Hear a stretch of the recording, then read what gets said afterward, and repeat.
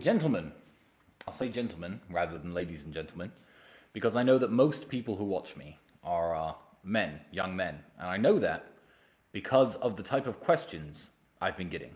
I understand a lot of you are here from Instagram. A lot of you who follow me on my other socials have come here to hopefully have your questions answered. And I'm doing a live Q&A today, so it's completely unscripted. And also, no fancy sound effects, no stupid introductions, no stupid songs playing before the podcast goes out. It's just me on my personal Rumble channel, Talisman Tate, talking to my audience. So I want to begin this by telling you exactly what we have in store. I have a cigar, and by the time this cigar is finished, I am going to log off. So you have as much time as it takes me to smoke this excellent Cuban cigar to ask your questions. Now I have staff behind the scenes monitoring this chat, and all the good questions that come up are going to be sent to my phone along with the ones that I've saved from Instagram earlier. And I'm going to tell all of you a little bit of knowledge about the world and hopefully help you young men out a little bit. Now, I'm not going to light this just yet. The first question I'm going to read is actually something to do with what I'm about to say. I'm going to start with an urgent appeal to my friend, all of my friends in politics, I guess, to do something about the Joe Exotic situation. Now, before you guys start, at least 500 or 600 questions have come in saying, why do you always post about Joe Exotic? What are you trying to do with Joe Exotic? And I'm going to make this very, very clear. I believe that the situation with Joe Exotic is the biggest case of injustice that we've seen in recent times. It's very clear, even from watching the documentary, that he was essentially just hot-mic'd by some idiots making jokes with FBI wires inside of their jackets. And, you know, he made a few tasteless jokes, but he obviously had no serious intention of committing any crime, and they've locked him up for 20 plus years. And everyone forgot at the end of Tiger King and at the end of the show that this man was still in prison. You know, he's sick at the moment. You know, he's not doing too well. I want to get him home to his friends and his family ASAP. So, you know, spread the word, spread the love, donate any money on Super Chats to this broadcast. All the money, and I will need it, is going to the Free Joe Exotic Fund. I know Joe watches the show, so shout out to you as well. But everybody, share this kind of news to your story. Don't let it be silenced, and don't let it go completely, you know, forgotten, because it's absolutely sickening. Which brings me to my first question, which is why I brought up Joe Exotic first. The first question that came through on Instagram, which I thought was very interesting, and I knew I was going to talk about Joe anyway, was, what do you think of rich people that have tigers and lions as pets? Is it a go or is it a no-go? So, to make this very clear, I would say, no matter what you want to be in life, and no matter what you want to do, whether it be, you know, a dog trainer or a kickboxer or a zoo owner, it takes certain amounts of passion, time, and dedication. What do I think of rich people having tigers and lions was a very good question, because rich people can do it better than anyone else. I don't agree that anybody who is on a budget should be, you know, locking an animal in a cage in their house, neglecting it, not spending time with it, making the animal not feel at home or a member of the family. I do believe that is cruel. And I think a lot of people who look at these big cat owners are happy to tar them all with the same brush. You know, some crazy guy in Oklahoma who, you know, locks one tiger away in his living room and then it goes crazy and kills his family. That's not what pet ownership is about when it comes to big cats. And I know this because recently, a few days ago, I did a tour of a zoo with one Mr. Belhassa, a wonderful man here in Dubai who has the time, energy, passion, and resources to take care of his animals. And he was showing me all around his private zoo, and he does big cat ownership right. So I'm completely against animal cruelty, but you can absolutely own tigers and big cats if you choose and if you have the energy and resources to dedicate to it. So that's Joe Exotic and big cats out the way. The only reason I answered that question first is because it feeds off, you know, my initial appeal that I was going to make to everybody else. And now I'm going to get to probably the most asked question that I've been asked, not just today, not just yesterday, and not just on this Ask Me Anything, and not just on my Instagram. In the last month, the question that I have been asked the very most is, how has Andrew's conversion to Islam affected your brotherhood? How has it affected your relationship? Is it going to affect your relationship? Is it going to be strange living in a household with two faiths? Are you going to convert? These are a bunch of questions that have obviously come through, and I'm going to try to answer all of them within the next few minutes. So, Andrew's initial point about Islam he was making many months ago, before he officially went loud with his conversion. I knew about his thoughts and the way his heart was leaning for a very long time. And Andrew made a very good point, a very strong point. And his point about Islam was this. He said, if you walk around a Catholic country, a country like Italy, and you insult Jesus Christ, or if you walk around England and you insult Jesus Christ, you could say offensive things about him. You could tell an English person or an Italian, here you go, say something bad about Jesus Christ or your God. Here's some money. Will you do that? And people would do that largely as a whole. And also saying bad things about, Jesus Christ and their God. Nobody would face any repercussions. You could walk around the street freely saying these slanderous things, which is very rude and very impolite, and nobody would do anything about it. However, in the Muslim world, you see where I'm going here, such example is simply unthinkable. A Muslim would never insult his own prophet. He'd never insult his own God. And that too, if you were in a Muslim country or even in the presence of Muslim people and you were to insult their God or their prophet, they would be absolutely furious. Someone might even punch you in the face. And that's very fair enough. But what Andrew failed to mention, which is a point that I think I'm going to raise right here, is there are people in the world who will punch you in the face if you insult Jesus Christ and if you insult Jesus Christ or the Virgin Mary or anything. And those people are the Muslims. Now, if you don't know religion and you don't know religious history very well, then I guess you don't know that one of the most important prophets in Islam is Jesus, son of Mary, as they refer to him, or Jesus Christ, as us Christians call him. So this, Dubai, the Middle East, the United Arab Emirates, the Muslim world is a part of the world where you could not walk around and freely insult Jesus. So I feel perfectly at home in the Middle East, and I feel perfectly at home living with my brother, who is now a Muslim. He's going to put a Quran up above his title belts in the house. I have no problem with that book being in my house. I am very happy for my brother and the decision he made. I think that it's going to benefit him in the long run. I think that he's a lot happier than I've seen him in a very long time, and good for him.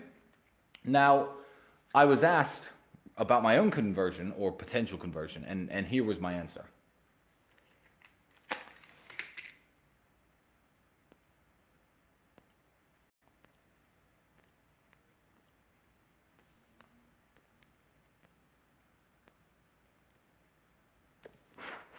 My answer was very simple. Some idiot, actually, here in the Middle East, some British guy, said to me, oh yeah, if you convert to Islam, that'd be really beneficial to you and it would help you out in lots of ways. And I explained to him, I said, that's not how conversion works, my friend.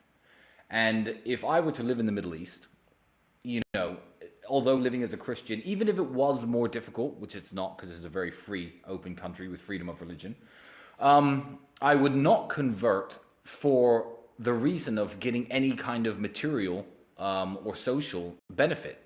I don't think that's how conversion works. I don't even think you choose to convert, no more than you choose to believe that the sky is blue or that the ocean's filled with water. I believe that conversion is something that happens to you. Now, I've been doing a lot of reading. A lot of people in Dubai have gifted me some wonderful books, The Miracles of the Prophet Muhammad and so on. And I enjoy reading this material. Conversion isn't something that I plan to do because I don't believe it's something people plan to do. I believe it's something that naturally happens to people and something that, you don't choose, because you don't choose to change your mind. You don't choose to change your mind. Your mind just naturally changes as you're persuaded. So as for a personal conversion, I will say no, that's probably not coming. It's certainly not coming yet. If it does happen, it will be an organic process. But nevertheless, I believe that Christians and Muslims are now finally united. So over the history of Christianity and Islam, there's been lots of fights, and there's been lots of arguments, and there's been lots of wars, and the Crusades, when the Christians went in and tried to take Muslim land from them, and the Ottoman Empire too invaded Europe through Romania and got even to the gates of Vienna. There was lots of beef between Christians and Muslims, but that was obviously due to religious differences, because people were let's call them zealots back then. But also it was about political power. It was about who controls the land, who controls the laws, who controls the countries. I believe that Christianity and Islam are now closer linked than ever before. I believe they're closer linked now than they even were in the day of the Prophet Muhammad, peace be upon him, who by the way encouraged religious freedom and lived completely peacefully with Christians. I believe today we are united by a common enemy. I think that the evil actions of what's happening in the world, the degeneracy, the perversions, the horrible things that we see every single day on our TV screens, the atrocities committed in the name of all sorts of nonsense, even reproductive freedom, the millions and millions of babies being aborted every single day. It's tragic, and I believe that Christianity and Islam now stand hand in hand as brothers against the moral degeneracy of the world. So I don't see a time in the future where there's going to be any kind of beef between Muslims and Christians. And if you think there's going to be any beef in my house between me and my brother, you are wrong. So I think that covers the Andrew Muslim countries. The Andrew Muslim questions, because as you can imagine, I've had about 100 billion of those. And this is a topic, another question that I got. Shout out to Maury Zaidon on Instagram, which is not really related to Islam, but more related to the culture of the Middle East. And it was about the World Cup. And because we're not on YouTube, because we are on Rumble, I can happily talk about such topics in a nice, polite, and entertaining way without risks of being banned. So people said, Tristan, I wonder if I can bring up the things happening at the World Cup and your take on it. I feel that the West have made football political nowadays. I love you guys. Now, thank you for the question. It's a very, very interesting question. My opinion on it is actually very simple. People, when they come to countries, and I will say the same about the United Kingdom and the United States, or any country in the world, need to respect the country's culture, the country's principles, the country's laws. If you go to Singapore, you're not allowed to have chewing gum, for example. Chewing gum is illegal. They don't like the way it sticks to the streets. It makes garbage cleanup more difficult. They've made chewing gum illegal. Now, I can say, oh, well, we chew gum in my country. I'm going to go over to Singapore and chew gum. Good. I hope they throw me in jail. And I hope they throw any people like that in jail who are openly disrespecting the laws and rules of a country. The West, you have to understand, is not a moral superpower. They are not the kings of morality who set in stone the laws of the universe and tell every single country, you are immoral, you are not immoral, you are just, you are unjust. The crimes that the West commits, from the proxy wars even being fought right now in certain countries that I won't mention for the sake of not bringing that topic up, to the open invasions and murder and genocide of tens of thousands of people, the crimes that the West commits certainly disqualify it from being the moral high ground of the world. So when English people, German people, and American people try to get high and mighty on a place like Qatar and say, oh, well, I'm not allowed to wear rainbow flag t-shirts and rainbow flag armbands and rainbow colored hair and rainbow flag pants. I'm not allowed to do that. Why aren't I allowed to do that in Qatar? Why can't I come to your football stadiums and wear all these rainbow colored flags? The thing is about this, in the Middle East, privacy is very, very respected. There are lots of gay people who live in Dubai. There's lots of gay people who live all throughout the Middle East, and they go to their houses behind their closed doors, and their business is their business. And people have been living like this for a very long time. I believe that if you are trying to wear a rainbow t-shirt to a Qatari stadium, you are openly provoking the Qatari people. And the Qatari people have the right to tell you to go home and to change your t-shirt. Because if all you have is rainbow t-shirts, if every day you wear rainbow t-shirts, if you have a rainbow, if your face is tattooed with a rainbow, and you got that rainbow tattoo 30 years ago because you like the story of Noah's Ark and the rainbow being a symbol of God's covenant with man, I'm sure they'd be more accepting. If rainbow flag colored t-shirts were all that the British wore, or all that the Germans wore, if it was the fashion in England and Germany to wear these things, but it's not. Nobody ever wears these things.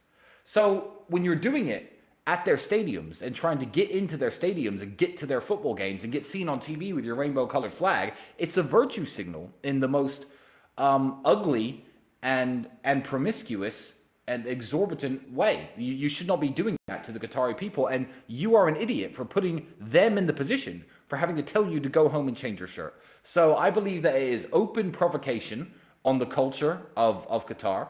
I believe that if you have the intention of coming to Qatar and trying to virtue signal in this way, don't. Stay at home, watch the football games at home, wear your rainbow t-shirt at home. It's no problem. I don't understand why you try to do this to another country and another country's culture. In exactly the same way that English people get mad when protesters who were against the British Armed Forces some years ago were setting fire to poppies in the city center. If you buy a poppy in the city center, the World War One memorial decoration, the small red flower, for those of you who don't know what that is, and you go home and light it on fire, no one's going to arrest you and no one's going to care. But when you openly provoke the English people in that way, they have the right to protest and get mad at you and throw you in jail. But the English people don't do that, of course, because England's too soft. But yeah, don't go to Qatar and provoke them, and don't think that your countries are the arbitrators of what is moral and what is not, because the behavior of the Western countries, especially throughout the last 40 or 50 years, has been some of the most disgusting and some of the most immoral behavior anywhere on the face of the planet. So these people aren't the boss. So take the t-shirt off and go home. Now I've got 11,000 people watching. Now with these 11,000 people watching, what I would really like is you all to share this stream, put it out everywhere, make sure everybody's watching. If it gets up high enough, I may have a second cigar. Otherwise, your time is running low. So, Jesus, these questions. This is a very good question. So I do understand that I'm in a position where I was very lucky to have a good father figure and an older brother in my life to guide me over some of the hurdles that young men face. But a lot of hurdles that, young men face, they haven't got anybody to look up to, and they haven't got anybody to turn to. So I got this question. He asked me to keep his name secret, and I will, for obvious reasons.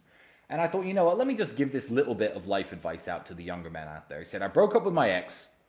When do I know if it's too late? She's asking for me back. How do I know if it's too late to take her back, or should I take her back, or should I not take her back? The answer to whether you or not you should take an ex-girlfriend back is very simple. And I know this, and most fully grown men probably know this. But for the younger guys out there, let me explain to you exactly what it is. If she has had another boyfriend or another sexual partner or another relationship since the breakup, it is too late to take her back. It is over at that point. Because no matter what happens in the relationship, no matter if you get married, have kids, if you stay together for a very long time, because that all happened because it didn't work out with the guy who she was with after your breakup. So you are always going to be plan B. You're always going to be the fallback guy. You're always going to be the idiot that's always there. So if she's had a week or two and, hung out with her girlfriends and cried into her pillow, by all means, take her back. The moment there's been another guy in the scene at all, she's only interested in taking you back and getting back with you because it didn't work out with him. So don't let yourself be played like that. Yeah, don't be second place to anybody. So that's when it's too late. So I've kept your name out of that, but no more advice for you, because now you're sending me a bunch of other questions because I've just picked your question out, but it's fine. How do you find a good tailor for your suits and clothes? Thanks. I'm sick of talking about my suits, and I'm sick of telling everybody where my tailor is. The best tailoring in the world is on Savile Row in London. Find a shop there and buy suits there if you can afford it. But there are good tailors in basically any city in the world, so that's a bit of a stupid question. I don't actually know why I wrote that down. I thought I'd want to talk about my suits. I wrote these down hours and hours ago. But after getting dressed up and looking amazing as I always do, and a bunch of more questions coming in about my suit, I'm just like, I'm not going to talk about clothing. I don't think that's a good idea.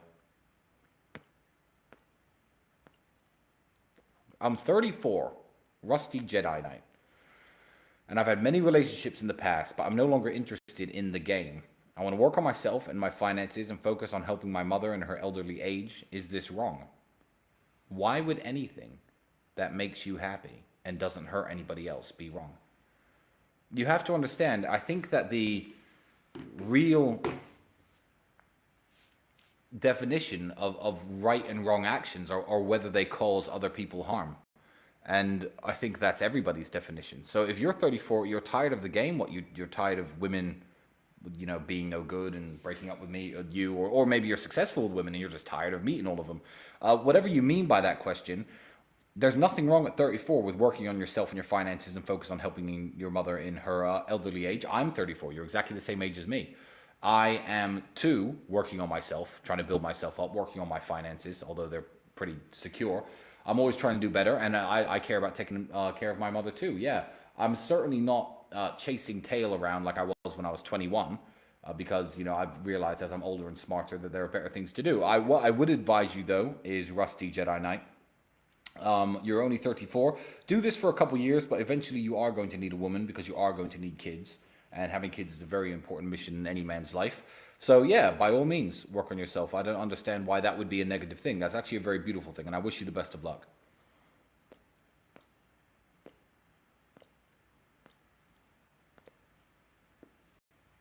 What are your thoughts on jumping on testosterone replacement therapy at the age of 22? I'll stop you right there. It's Shax. That is rubbish. No 22-year-old should be on any kind of steroid. I can see cases for testosterone replacement therapy for people in their upwards of 40, maybe late 30s. I could see the case for that, for upping your testosterone level and trying to get your energy levels back to when you were much younger. You're 22 years of age. Do you exercise regularly? Do you eat right? How much alcohol do you drink? Do you smoke? Why don't you look at what testosterone is? Look at your current life and and your current habits, and try to up your testosterone level naturally. Hang out with more women in a non-friendly manner, if you know what I mean. Wink, wink. But yeah, there's no excuse to be injecting anything into your fucking arms at this age. I think that's really pathetic. I think that's a really stupid thing to ask. I think you know the answer to that. You should be at your absolute physical peak in terms of testosterone. And yeah, you're clearly not. I don't know why you would consider doing something so dangerous. Hey man, I have a question. What is your take on the whole climate crisis? Do you think it's a big deal? Do you think more action needs to be taken? Are you and your brother against taking action yourselves? I am super against taking action against climate change. And I will tell you why. Sea levels are not rising. That's been proven to be false. Ice caps are not melting. But the levels of CO2 in the atmosphere are going up, and humans probably do contribute to that. I'm not saying it causes more extreme weather. I'm not saying the Earth is getting colder or hotter. First it was global warming. Global warming is over. Now they're just calling it climate change. It's massively politicized, but one, I'm not here to talk about whether it's real or not. But I'm gonna give you two scenarios. One, it's very real and the world is ending because of it. And two, it's not real and it's a Chinese conspiracy. I'm gonna give you my answer on both of these so you can adopt a healthy mindset, because my answer to both of them is exactly the same.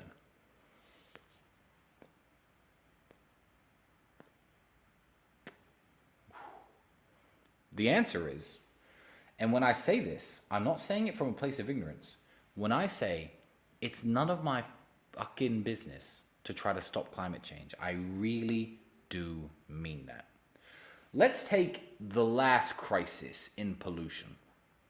The last crisis in human pollution, humans polluting, was in the Middle Ages. After the Dark Ages, into the Middle Ages, when people started living in cities and towns, human feces and excrement and urine was everywhere. You could not walk down the streets. People threw it out of their windows. There was no sewage systems in place. A lot of the stones, if you look at the city of Pompeii in Rome that was buried, the stones have stepping stones over the roads, because the roads were filled, even in some Roman cities, with human excrement, feces, mess, animal dung, etc. Now, every city on earth, from Paris to London to Rome, were covered in this stuff. And it was a real health crisis. People were dying. Cholera, all sorts of diseases. The water was infected. People had to drink alcoholic drinks, boil their water first. It was a mess. How did that problem get solved? I'll tell you how it didn't get solved. It didn't get solved by protests, and it didn't get solved by one person saying, you know what, I'm not going to urinate in this bucket and throw it out the window. I'm just going to walk 10 miles every time I do it. Because that wouldn't have made a difference. It really wouldn't have. It got solved on a governmental level. It got solved on the level of the cities and the governments and the kings of Europe getting together and thinking, you know what, we need to construct vast sewage systems under these cities that flush this garbage out, keep our cities clean. And on a governmental level, when the governments had enough money, the governments fixed the problem. It is not my job to worry about climate change. And it is not my job to worry about climate change, even though I am a man with 28 different supercars in Romania and 3 supercars here in Dubai. Me driving supercars is not going to change the inevitable outcome of this horrible, dangerous climate change that's going to destroy the world. We're doing the it's going to destroy the world route right now. What's going to happen is some smartass, some researcher in China, India, Russia, one of the countries that are the future of humanity, is going to realize a way of stopping or of at least trapping the carbon dioxide that humans release into the atmosphere and getting rid of it somehow. That's what's going to fix the problem. If you knew that the 9 largest container ships in the world, the 9 largest ships, boats on Earth, pollute more per day than every single car on the roads in the United Kingdom combined, you would understand that living in England and buying a Tesla, which is, by the way, charged by your power plant, which emits coal and CO2 via its coal and oil burning, isn't going to fix the problem. If you buy a Tesla and say it's for climate change, it is a virtue signal. So I'm going to keep my Bugattis, I'm going to keep my Ferraris, and the more cars I buy, the more taxes the government has off me, and the better armed it is to deal with climate change. And if climate change isn't real, then my answer's the same. Not my fucking problem. Not dealing with it. And if I was dealing with it, I'd be wasting the time. I'll talk very briefly about these protesters in England. These are, what are they called? No to oil, insulate Britain. These idiots who keep blocking motorways. Hope I'm not at the front of that line one day. Hope I'm not in England and in a hurry and close enough to see you stuck in my car. That's all I'm going to say. And I feel like everyone in England should adopt the exact same attitude. Okay, what's next?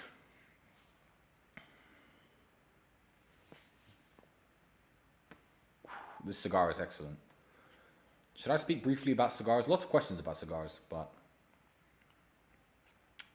I'm not that interested in talking about cigars. Anything Cuban is good for all of your cigar questions.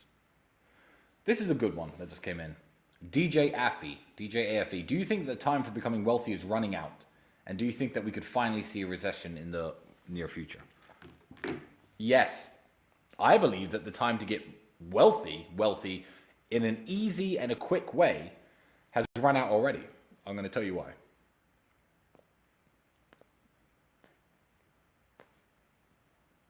We've all heard of the gold rush, haven't we? The gold rush was a time when in certain rivers in California, large nuggets of gold were found and people went nuts. People all moved out to California and lots of people got very rich because there was gold in the hills and everyone was panning for gold, searching the rivers for gold, mining for gold, and lots of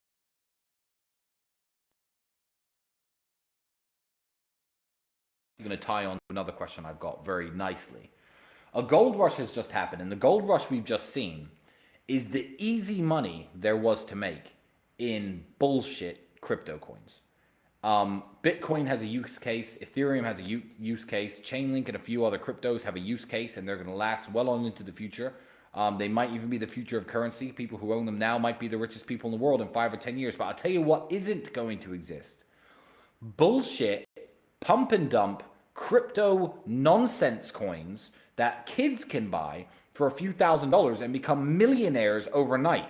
The time of easy money is over. The gold rush is over. There's no more easy money in the way there used to be. There's no way you're going to draw a little pixelated picture of a monkey or a banana or a pig or a ninja and sell it for $600,000 anymore. The NFT craze is over. That goes to show that the easy money days in crypto are completely over. So getting wealthy is possible. It's always been possible. And during the worst recessions in the world, people have made money. Getting rich, possible again. But it's going to take a lot more hard work than it's ever taken before. The days of the free money on the internet have ended absolutely. There was hope for the crypto market. I believe that the days of NFTs and pump and dump shitcoins could have came back if Sam Bankman-Fried hadn't fucked up with FTX. I believe that that was the nail in the coffin that has killed the crypto market in terms of all of its bullshit. All of its NFTs, all of its pump and dump coins, all of its nonsense fucking meme-based tokens. That's over. And I think Sam Bankman-Fried, by losing $200 billion of investor money, has taken so much stupid money out of the market, the smart money isn't going to buy into these scams. And I've had a lot of questions about what I think about the Sam Bankman-Fried and the FTX situation. And I will touch on this because I feel very passionately about this. I feel like there's more to this than meets the eye. So I'm going to go full conspiracy theorist for a moment. And I'm going to entertain some ideas for half a second. Then I'm going to talk about Sam Bankman-Fried and his company and who he actually is. Imagine you are the architect of the Matrix. And imagine you like fiat money. You like everyone to have their dollars, everyone to have their money in their banks. You're in charge of the money. You're God of the money, the money boss. And a bunch of internet nerds who you don't know, who no one knows, have created this new currency. Oh, everyone's got Bitcoin, everyone's got Ethereum. They're changing your real money for it. The value of crypto is going up. That would be very scary if you were the architect of the Matrix. So what better way? Because if people fuck with real money, fiat money, like Bernie Madoff did, he ran an investment scam. Look up Bernie Madoff if you're not old enough. It was a Ponzi scheme where lots of people were investing real money through through real powerful, important people, through his real looking investment scheme. It turned out to be a big scam. He's in jail now for the rest of his life. Whether or not FTX is a conspiracy depends on whether Sam Bankman-Fried goes to jail. Because let me tell you, if you're the architect of the Matrix, what better way to fuck with the nerds who have been undermining your authority than putting some likable, friendly, chubby, curly-haired, non-threatening dork as the face of this new system. Hey, I'm Sam. You can put your crypto here. I'm an awesome guy. I love everybody. I'm going to give all my money away. I don't really care about being rich. I just want to empower everyone to make money with crypto. Also, I'm the second largest donor to the party who just won the American election. And then Sam Bankman-Fried scams everyone, takes everyone's money, fucks everything up, ruins the crypto market, and everyone ends up broke. Think about it. Think about it. Wouldn't that be a masterful chess move? Wouldn't that be a swipe at your opponent's queen if you were the architect of the Matrix? That's a Tristan Tate original conspiracy theory, I think. I don't know. Maybe some other people are saying the same thing. A lot of smart people probably are. But that aside, let's pretend none of that's true. What do I actually think? Yeah, I think that don't trust men who don't value money. Don't trust men who can't get laid. All the tenets that me and Andrew talk about. You know, this guy had billions of dollars, 22 billion to be exact. He was like, oh, well, I drive a Toyota because I like my Toyota. It's a good car. Nerds like him with no muscle, no power, no influence don't get rich to give all their money away and drive Toyotas. There's something he was doing behind the scenes. There had to be something he was doing behind the scenes because every nerd like that cares about power. Look at the people who are in charge of a lot of the social networks and the big electronics and powerful companies today. They're nerds, and nerds love power. Also, don't trust a man who can't get laid. Have you seen his ex-girlfriend? FTX was a group of fucking nerds living in the Bahamas. And I don't think it was a sex cult like people think. I think what it was none of them had any women, but there was one girl who kind of knew them all. This geeky girl with glasses. Everyone's seen pictures of her now. The FTX girl. Google FTX girl. Her image will come up. And first she was dating one of them, then she was dating the other, then she's dating the third. And I don't believe it was a sex cult. I really don't. I would actually, I think I know more about male and female dynamics than the people who write those conspiracy theories that FTX was a sex cult. What I would say is, these guys have no game. They can't get women, and they're happy to take the ex-girlfriend of their friend or their other friend because they all like her, because they all have secret fantasies where they jerk their little dicks off to her, and just be with her for a while and then pass her on. If she breaks up with them, they're probably upset. Oh, she's with this guy now who's in our team. Well, she's free to date who she likes. Watch one woman try to get into my group of friends. the war room leadership, for example, the leadership of the war room, let's say, let one of their exes or one of my exes try to get with them and see what happens. You think she's going to be at the war room events holding my guy's hand? Or their ex-girlfriend's going to be at the war room events holding my hand? Well, she's with me now. Never trust these type of people. And I saw it in his face when he was first talking about, I only like Toyotas. I'm not going to buy a nice car. I took all my money off the FTX over a year ago. So if you lost out and you knew who Sam Bankman-Fried was, your fault. But yeah, keep that conspiracy theory in mind. Also, don't trust nerds. Ever. Do not trust nerds. I'm going to talk about the real world at the end of this podcast. But yeah, the time to get wealthy is running out. Oh my God. Why would you ask me this? 101 Mo. I'm 20. Do you think boxing is worth it? It seems to be extremely risky and you might not make it out with a proper brain. Should I look for something else? You haven't got a proper brain to be sending me these stupid ass questions. You know the answer. Do I rant on this guy or not? I don't think I do I? Boxing is absolutely worth it. I'll tell you what. I'm going to box. I might not make it out with a proper brain. Let me tell you something. If you do not box, you might not make it out of a bad encounter in the world with your fucking life. You might get head stomped, knocked out cold, and killed in front of your fucking family if you don't know how to defend yourself. It's a necessary risk. Learn how to fight. Learn how to defend yourself. What a fucking stupid question. Why would you even ask me that? Are you trying to upset me today? Jesus Christ.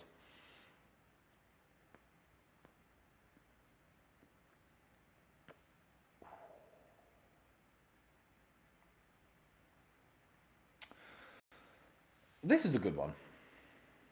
And I don't know if I should do this. She know. Okay, yeah, screw it. Okay, Tristan, where is the best place in the world to avoid the next coronavirus lockdown scam? So there's this conspiracy out there that coronavirus and all the lockdowns and all the vaccine mandates was just a massive scam and it was totally unnecessary. It didn't save anybody. I'm saying nothing, but that's a thought that a lot of people have right now, that this coronavirus thing was completely unnecessary. And everyone's asking, now this young kid is asking me right now, what's the best place to avoid that? There is no place, my friend. The place is inside of your own human zygote. You have to become a person who can avoid it. You can be a normal guy in Belarus or Sweden, the countries that didn't actually lock everyone down, and next time they could just lock you down. You don't know. But if you're powerless, then you're powerless. So what you have to be is the type of person that's hard to kill, the type of person who is out of the matrix. Anywhere outside of the matrix is a place you can avoid it. Are you working a normie job that your company might make you take experimental vaccines to keep your job? Is that your only source of income? And is that the only thing you can do to continue providing for your family? Then I don't care what country you live in, my friend. You cannot avoid the next wave of bullshit if it comes back. What I would certainly say is become the type of person that cannot be locked down. I lived in Romania, which did lock down. I lived in Romania, which did try to mandate vaccines. And when these lockdowns and all these things came about, me and my brother were just traveling the world freely on private jets with papers that permitted us to cross borders into various countries, hanging out with who I wanted to, going to parties that maybe shouldn't have happened. I was living my life very normally. I was one of the least affected people in the world, and that had nothing to do with where I lived. It was all to do with who I am. So become that guy. Don't worry about where you live. Where you live is actually the wrong question, which is why I decided to answer you in the end. And we all know how to become that guy. Network, connections, power, money. That's what makes you free.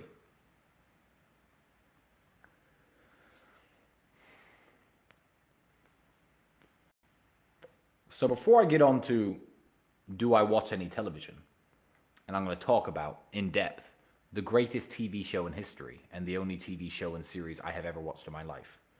Let me talk about this. What are the nicest things in existence that rich people have and use that broke people don't even know about? This is a good one. This is a good one because I've only known about these things in recent times.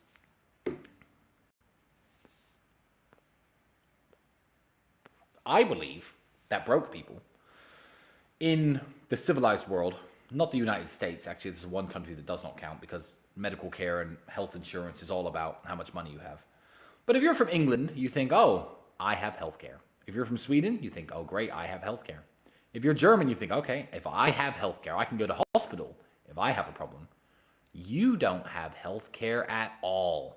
You haven't got a fucking clue what healthcare is. Let me explain to you how healthcare works.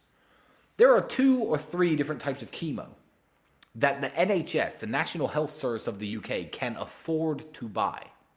If you get cancer of the lung, they will pump you through one of these types of chemo.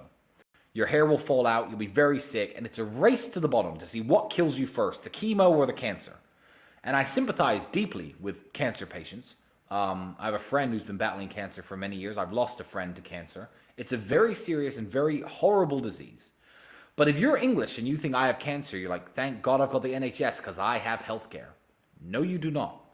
You have the most entry-level, basic healthcare. It's the equivalent of if the government gave everyone free food, you're on bread and butter. That's it. But there's other foods out there that you don't know about. You just eat your daily food. Oh, bread and butter. The government feeds me. It's great. You don't have healthcare at all. Let me explain to you what happens when you're a multimillionaire and you have cancer. You go to a specialist in Switzerland, perhaps. Switzerland does this. Dubai does this. They will take a piece of your tumor from your lung via a keyhole surgery, and they will replicate the tumor in a lab. This is very time-consuming and very expensive. The NHS will not pay for this to happen. They will take all the different types of chemo. You thought there was only 2 or 3? No. There are hundreds of different types of chemochemicals. And they will apply all the different types of chemochemicals to different samples of your exact tumor. They will find out which is the most effective at killing the cancer. They will take that chemo, and that's the one that you will be provided with for a massive fee.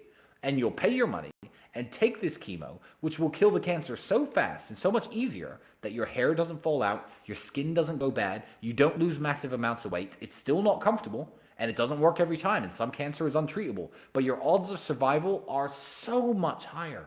So much higher. I hear of people dying of cancer all the time. When's the last time you've heard of someone really rich and really important dying of cancer? Answer that question. Steve Jobs. Steve Jobs was stupid. Steve Jobs got cancer, which was stage 1 cancer, very treatable. Decided to go and meditate and eat fruit and take juices because some hippies told him that would cure it. And then he died of cancer. Of course he did. But if Steve Jobs had used his money and his finances to get the type of treatment I'm talking about, he'd still be alive today. How many really rich, famous people have battled and died from cancer in the last 10 years that you can think of? Yeah, exactly. Poor people don't know that real health care exists. A very good friend of mine has been messing around with dentists in the UK for a long time. He's got a lot of teeth falling out. I'm not going to say his name. His jaw bone is eroding. He's been to dentists in England hundreds of times. They've just put injections in his mouth to try and stop the bone erosion. I took him to a dentist, and I offered to pay for his treatment. He's a very dear friend of mine. I've known him for many years. His treatment is going to cost me upwards of £50,000 to completely fix his jawbone, bone grafts flown in from a cadaver. A cadaver bone graft from a donor, I guess. New teeth put in, etc. And he's going to be fixed in no time. Money buys healthcare. And if you think you have healthcare, you do not. That's what I would say is the most crazy thing about having money. And yeah, poor people don't know things like the cancer treatment I was talking about exist. And it's very sad because, everyone has to die of this. And, I wish governments could do better. And I wish this was readily available for everybody. But that's not the way the world works, unfortunately. This is horrible. Okay, on to a happier topic. Tristan, why do you read books and Andrew doesn't? Listen, Andrew's right. Reading is basically a waste of time. Reading is a substitute for Netflix. Reading is entertainment. Reading does not help you. This is why I don't read self-help books.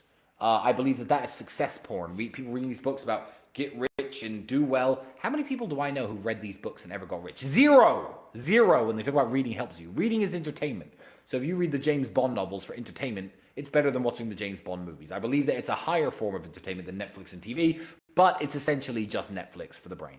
So, yeah, reading is a waste of time if you want to get rich. I agree. But there is one TV show which I'm going to talk about now. And we never talk about it on an emergency meeting live because my brother has not seen this show. But I was at somebody's house about 4 years ago, and I watched episode 1 of a show which has 11 series to it. And it was so fucking excellent that I watched all of it.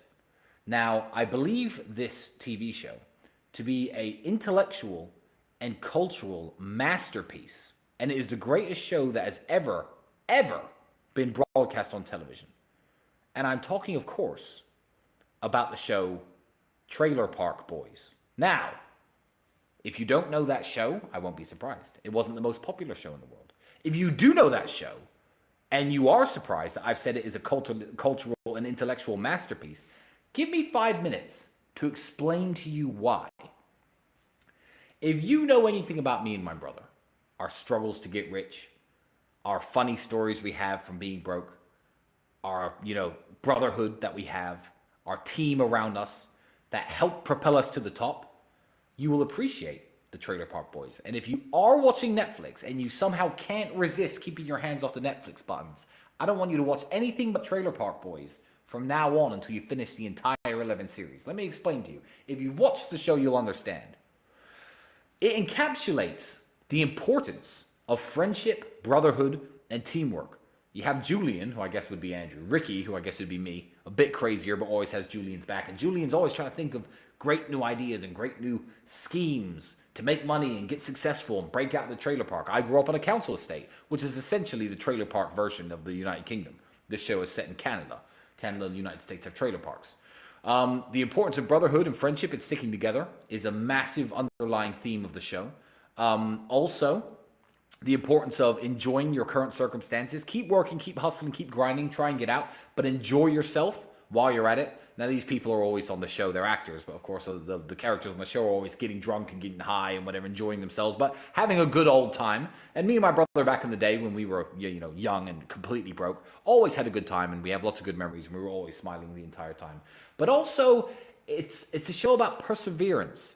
It's a show about trying to always better your situation. These guys never make it out. Obviously, the actors have done very well for themselves, but the characters of the show have never made it out.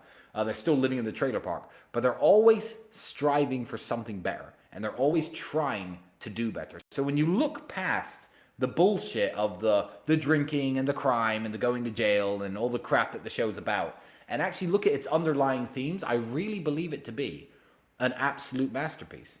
And these guys still run a podcast. I think it's called the Swear Net Podcast. So shout out to them. I would, even though no matter how big I get, even though Andrew's talking to the biggest podcast in the world, I will do podcasts with millions and millions of subs. I don't know how big the Swear Net Podcast is, but regardless of how famous I get, if these guys invited me to Canada to have some drinks with them and talk on their podcast, I would come anytime, absolutely anytime. So get this over to John Paul Tremblay and let him know that I'm happy to come on the show. Trailer Park Boys, #1 show ever made. Besides that, TV's a waste of time. Especially the news. So,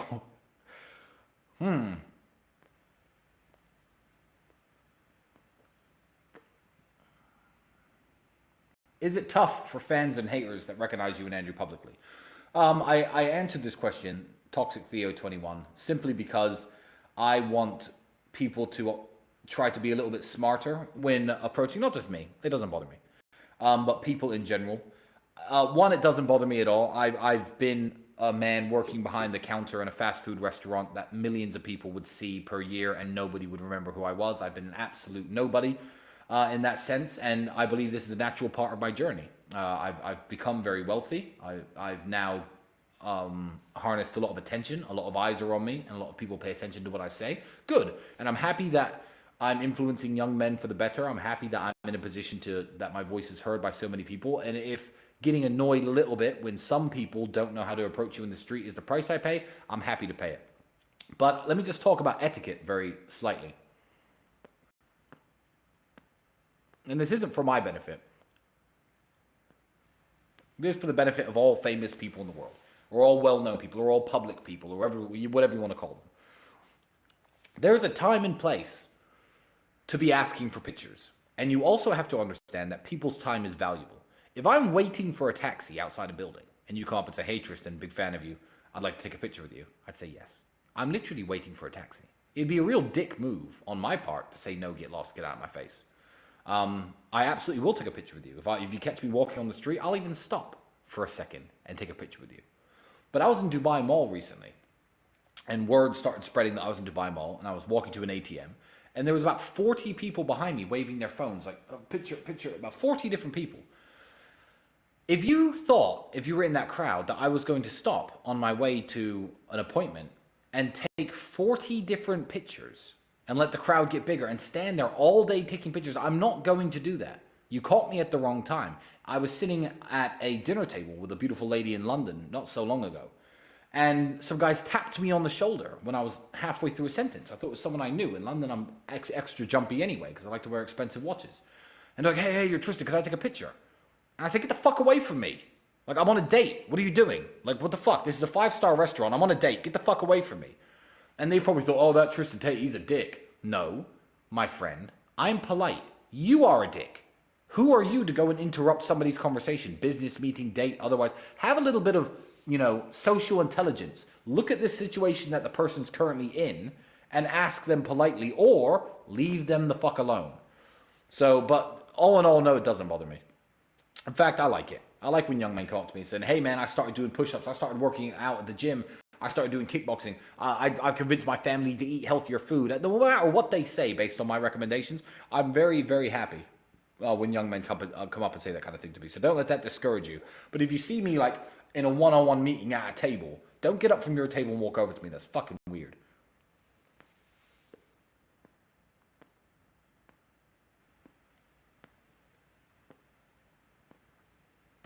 Mike D'Angelo.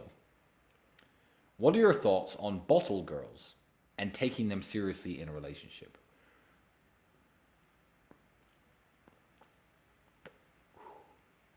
I would say that almost all women can be taken seriously in a relationship. The only exception, I would even say, bottle girls, if you don't know, it's an American phenomenon, and I'm going to get onto bottle girls in a minute, and I can rant about them for a second. But bottle girls are the girls that when you order champagne and vodka, they come over with the big bottles, they carry them over, and they stand by your table, and they pretend to drink it. And that's what a bottle girl is. I believe that if a girl's a bottle girl, even if a girl is a model, I would even go as far as to say a stripper. You could take a girl seriously if she's a serious girl. Basically any job that she does which doesn't include having sex with people. If a girl's job includes having sex with other people, you cannot take her seriously. As long as no one else touches her, I believe that there are scenarios, and it's easier with some jobs, harder with some jobs, where you can take her seriously. So, Mike D'Angelo, I would ask you this. What kind of man are you? Are you the type of man that a girl who's a bottle girl could take seriously? Because you have to understand, she might be a good girl. She might not be.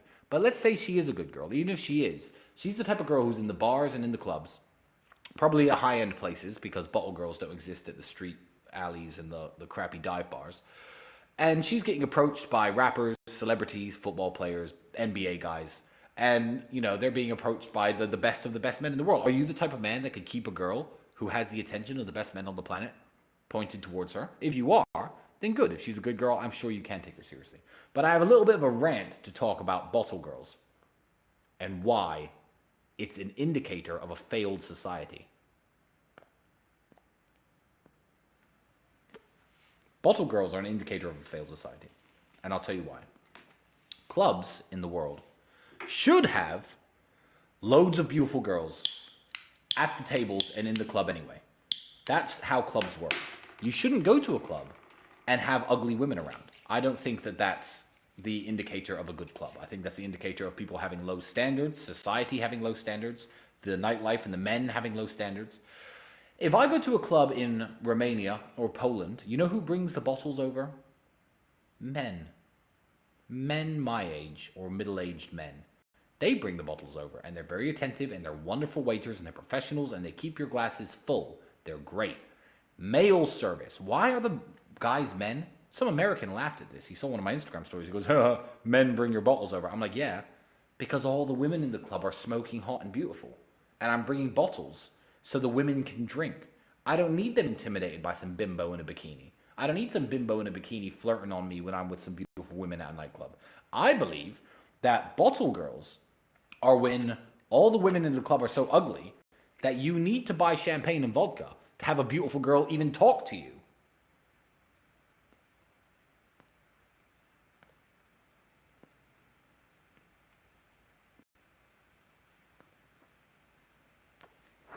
Which, of course, is the indicator of a failed society. So no, I don't believe that bottle girls are a good thing at all.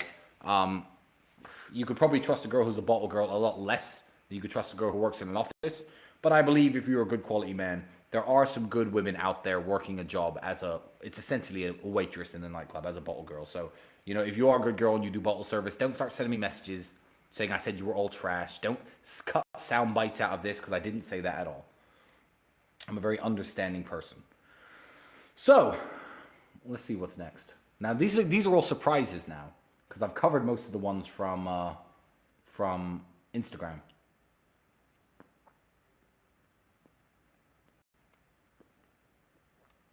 Miguel Legacy. I'm 21, and I've met a 20-year-old moral Christian woman. Would it be a delusion to pursue marriage so young or stupid? I believe I'd be happy with her, honestly. Miguel, if you believe you'd be happy with her, who am I to tell you not to? I, personally, think there should be a bigger age gap between men and women, not just 1 year. That's my personal take on the universe. But Miguel, I'm not the boss of you. And you know this girl better than me. And I honestly, if you really think that she's a woman who will make you happy and you want to marry her and you want to start a family young, if you're in the financial position to do so, I absolutely advise you to follow your heart and do what makes you happy. And I hope you two are very, very happy together. I really do. And that would be absolutely wonderful. And I'd love in 10 years if you sent me pictures of all your kids and be like, oh, look, you told me to propose to her. That would make me fucking the happiest man in the world. So, yeah, good luck with her, Miguel.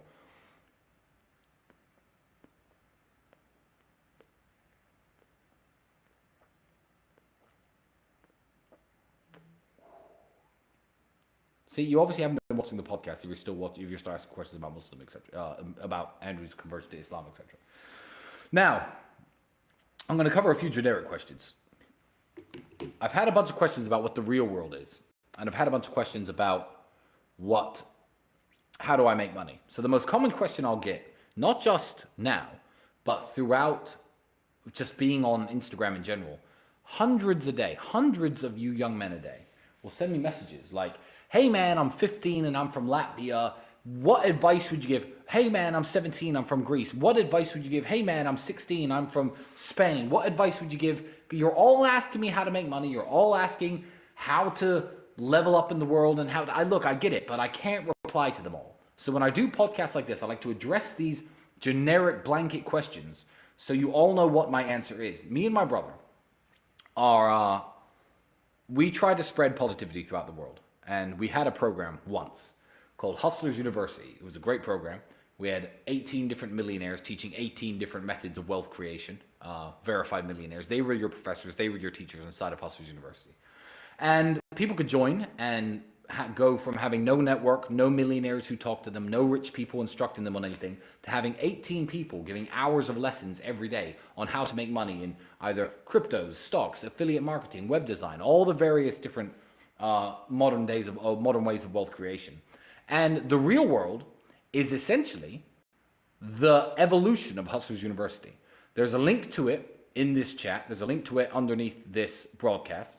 If you are interested in learning how to make money, if you're interested in joining a network of people where verified rich, verified millionaire status individuals are going to instruct you on how they make money, coach you, teach you, help you hone your skills, then that is a program that you should definitely be a part of. You'll learn a lot, you'll probably earn a lot, and you go from a man with having no millionaires on your phone, nobody important to talk to, just messaging your friends all day, to being inside a network of not just the guys who are instructing you, but also you're a part of a community of young men, mainly, some older men, some women, who want to strive to be more financially secure and more free from the matrix in this world. So the real world is an absolutely wonderful program. It's the evolution of Hustlers University. We've kept this very quiet until very recently because the Matrix was still trying to shut us down. They were still trying to silence me and Andrew. They've absolutely and utterly failed. And yeah, the real world is live, and it's a wonderful program, and I'm even in there myself. So and I learn from there. So if I can learn something, you better believe you can learn something. I think, even though my cigar is not full yet, I am going to call an end to this broadcast. As you can see, you're on the Rumble channel Talisman Tate, which has only 8,000 subscribers. 8,000 subscribers, but there are 12,000, 13,000 people watching live. I'd like you all to subscribe to this if you're watching. I'd like to end with more subscribers than I have currently viewers. If you have any additional questions, message me on Instagram. I'm going to be doing these cigar nights at least once a week, so you can talk to me uncensored. You can throw your questions out here and have them answered by me in the public space. This is going to be a separate thing from the emergency meetings. I hope you guys enjoyed all the advice. Follow me on Instagram, follow me on Getter, follow me on Rumble. All the links to that are in the description to this broadcast, and so is a link to the real world, and I'll see you inside of there.